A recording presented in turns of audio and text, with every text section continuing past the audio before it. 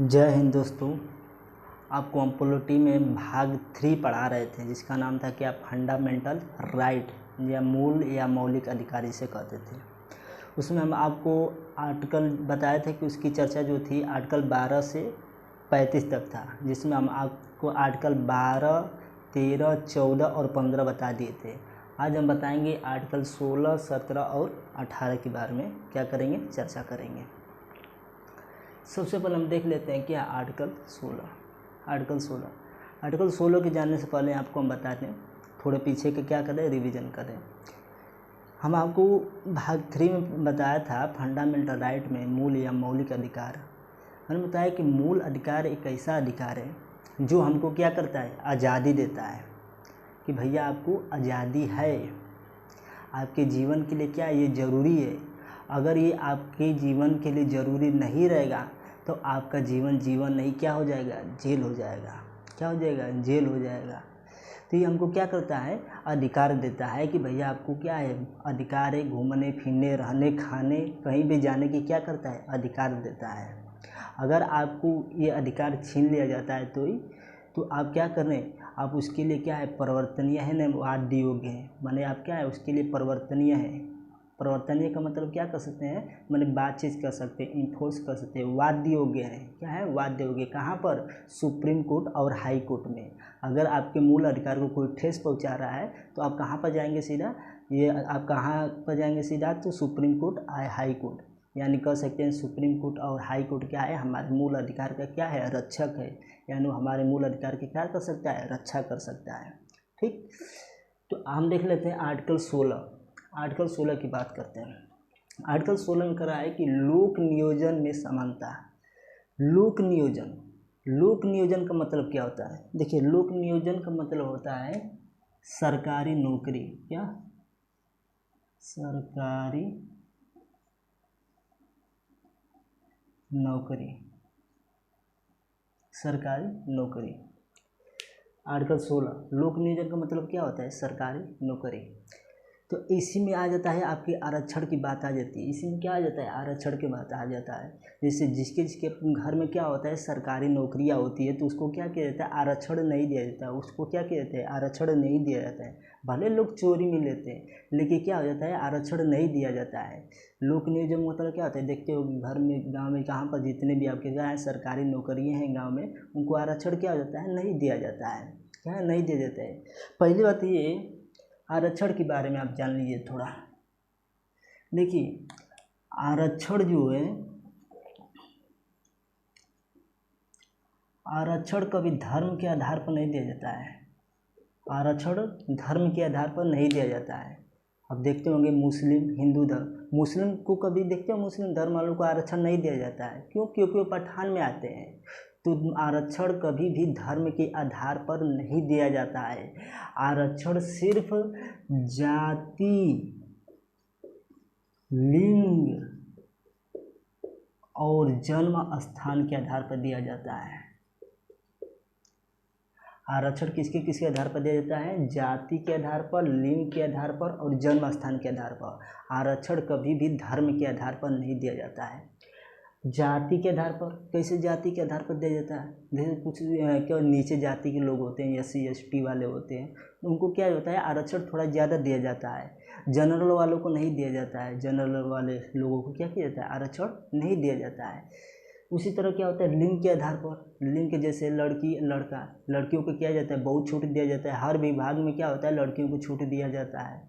अगर general category की लड़की भी है तो उसको क्या जाता है, आरक्षण दिया जाता है। लड़कों के पीछे क्या जाता है, बहुत ज़्यादा आरक्षण दिया जाता है। जन्म स्थान के आधार पर, जन्म स्थान जैसे आपका क्या, असम का एरिया ले लो, छत्तीसगढ़ का ले लो, तो वो क्या है, सब पिछड़ा हुआ है, तो उनको क्या किया जाता है, आरक्षण ज़्यादा दिया जाता है। तो आरक्षण कभी भी क्या होता है, जाति, लिंग और जन्म स्थान के आधार पर दिया जाता है। तो अब बात है समझ में, आर्टिकल 16 किसकी बात करता है, लोक नियोजन में समानता की बात करता है। कि मैंने जनता के, मैंने लोक मैंने क्या हो, जनता, नियोजन मैंने जनता के नियोजन में क्या है, सब बराबर रहना चाहिए। सब लोग क्या है, जनता बराबर। इसी में आज आ जाता है क्या, आरक्षण। क्या जाता है, आरक्षण आ जाता है। आर्टिकल 17 क्या आता है, अस्पृश्यता का अंत। अस्पृश्यता का मतलब क्या आता है? अस्पृश्यता का मतलब होता है छुआछूत। देखते हो कि बहुत से लोग क्या करते हैं, छुआछूत करते हैं। छुआछूत गांव में ज़्यादा प्रचलित है। अगर देखा जाए छुआछूत शहरों की अपेक्षा गांव में क्या है, बहुत ज़्यादा प्रचलित है। शहर की अपेक्षा क्या है, शहर में तो कम हो गया है, लेकिन गांव में ये बहुत ज़्यादा है। क्या है, बहुत ज़्यादा है। बहुत से अब लोग देखते हो गांव में छुआछूत करते हैं, उनसे दूर रहते हैं। तो छुआछूत की क्या है, अस्पृश्यता का अंत, मतलब छुआछूत का अंत के बारे में कहता है। इसको सरकार ने अपराध की श्रेणी में घोषित कर दिया है। किसकी श्रेणी में? अपराध की श्रेणी में घोषित कर दिया है। इसके लिए एक कानून बनाया गया था 1955 में, जिसे सख्त कर दिया गया 1989 में।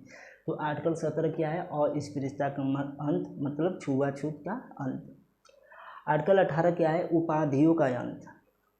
जैसे अगर पहले की बात करें, जिस समय हमारे देश में राजतंत्र चलता था, क्या चलता था, राजतंत्र में राजाओं का क्या करता था, शासन चलता था। तो उस समय के जो लोग थे ना, बहुत सी उपाधियाँ रखते थे, जैसे राजा, महाराजा, sir, knighthood, brigadier, Rai Bahadur, ये सब क्या करते थे, उपाधियाँ रखते थे। तो जब वो उपाधियाँ रखते थे तो एक दूसरे व्यक्ति की तुलना में वो क्या लगते थे, बड़े लगते थे। दूसरे व्यक्ति की तुलना में क्या लगते थे, बड़े लगते थे, माने अपना कब्जा जमाने लगते थे। तो सरकार ने क्या किया है, इसको ख़त्म कर दिया है कि अब कोई राजा महाराजा इस सब जैसी उपाधियाँ का नहीं रख सकते हैं। क्या नहीं रख सकते हैं।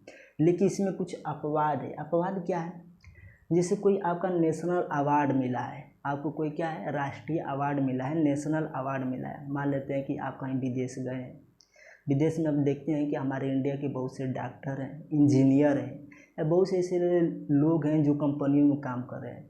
अगर वहाँ पर उनको क्या मिलता है, अवार्ड मिलता है, तो वे उस अवार्ड को ले सकते हैं। लेकिन जो अवार्ड उनको मिला रहेगा, उस अवार्ड का प्रयोग अपने नाम के आगे सरनेम की तरह यूज नहीं कर सकते हैं। क्या, उस अवार्ड का प्रयोग अपने नाम के आगे सरनेम की तरह यूज नहीं कर सकते हैं।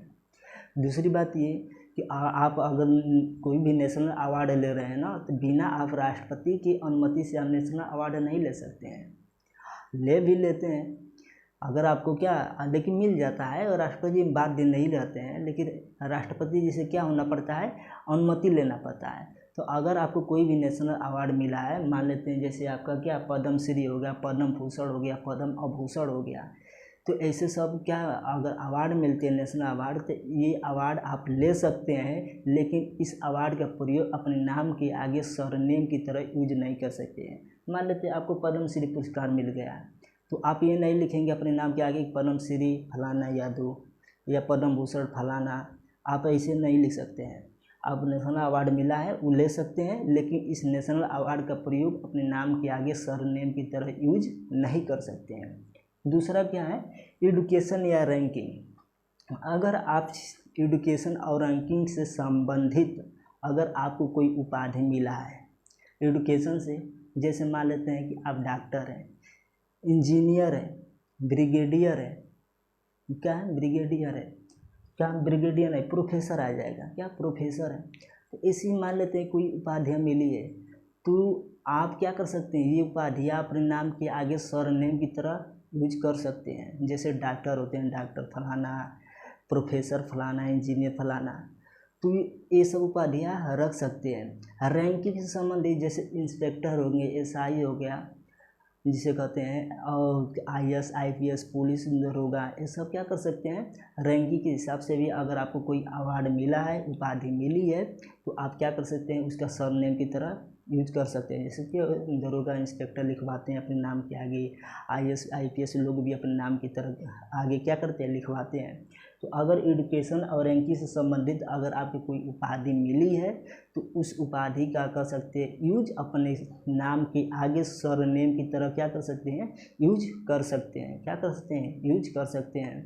तो डॉक्टर ये सब क्या है, एडुकेशन। एडुकेशन क्यों क्यों इसको रोका नहीं गया है, इसलिए नहीं रोका गया है कि जो मान लेते हैं अगर आप डॉक्टर बन गए, तो आप एक दूसरे व्यक्ति की तुलना में क्या करेंगे, अपनी शिक्षा को क्या करेंगे, बढ़ावा देंगे। क्यों? शिक्षा को बढ़ावा। आप शिक्षा के मामले में उसे क्या करेंगे? ऊंचा रहेंगे, ना कि बिना शिक्षा के मामले। यहाँ पर आप उपाधियाँ रख रहे थे, राजा महाराजा सर नाइटहुड, ये एक दूसरे व्यक्ति की तुलना में आप बड़े लग रहे थे, लेकिन यहाँ पर अपनी शिक्षा को, अपनी नॉलेज को बड़ा कर रहे हैं, ना कि अपने को बड़ा कर रहे हैं। ठीक है, तो आप अपने नॉलेज को बड़ा करेंगे तो एक दूसरे की प्रति क्या होगा? भावना जागृत होगा, उसके मन में भी क्या होगा? मोटिवेशन होगा, वो भी क्या होगा? अपन कुछ बनने के लिए क्या करेगा? सोचेगा, विचारेगा, ठानेगा। इसलिए इसको नहीं रोका गया है। तो एजुकेशन और रैंकिंग से संबंधित अगर आपको कोई उपाधि मिली है तो उस उपाधि को अपन सरनेम की तरह यूज कर सकते हैं, लेकिन अगर आपको कोई नेशनल अवार्ड मिला है तो उस नेशनल अवार्ड को आप ले सकते हैं, लेकिन उस नेशनल अवार्ड का प्रयोग अपने नाम के आगे सरनेम की तरह यूज नहीं कर सकते हैं। क्या? सरनेम की तरह यूज नहीं कर सकते हैं। ठीक, इतनी बात आई समझ में? ठीक है, तो आज के लिए इतना ही, तब तक के लिए जय हिंद।